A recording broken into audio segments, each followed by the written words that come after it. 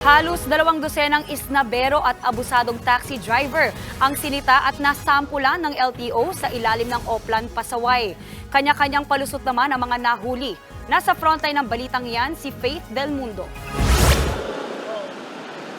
Sunod-sunod na kaagad ang mga nahuli ng Land Transportation Office sa unang araw ng Oplan, Pasaway. Nalayong sitahin ang mga driver na tumangging magsakay ng pasahero. Kabilang sa mga nahuli, ang driver na ito. Ang dahilan niya? Kako, hindi muna ako magsasakay kasi kako, grabe traffic. Talon-talon po talaga sa gasolina eh.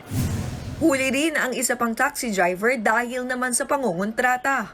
Naniningil siya ng 300 pesos papunta sa isang mall sa Quezon Avenue na hindi naman naabot ng ganyan ang presyo kung susundin ng metro.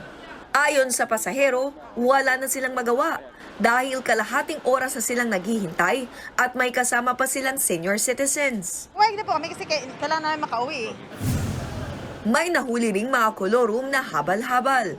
Ayon sa LTO, 5,000 pesos hanggang 15,000 pesos ang multa sa mga tsuper na mangongontrata o namimili ng pasahero.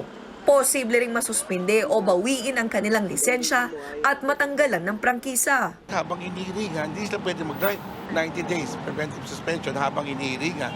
Tapos pag napatunayan na ginagawa niya yun, it can be a fine or actual suspension. Depende sa record niya. I-check natin yung record niya. Kung marami na siyang record, it can be tantamount to revocation pa. Ipagpapatuloy daw ng LTO ang pagsasagawa ng Oplan, Pasaway sa iba't ibang malls at pasyalan sa buong bansa ngayong holiday season. Samantala, hinihikayat naman ng ahensya ang mga pasahero na i-report sa kanilang tanggapan ang mga isnabero o mapang-abusong tsuper. Hindi bababa sa 20 taxi na isnabero o mapangsamantala at mga habal-habal ang nahuli ng LTO sa mga malls sa Quezon City.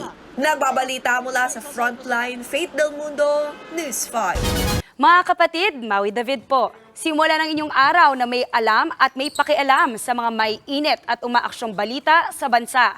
Para maging una sa balitaan, mag-subscribe at mag-follow sa social media pages ng News 5.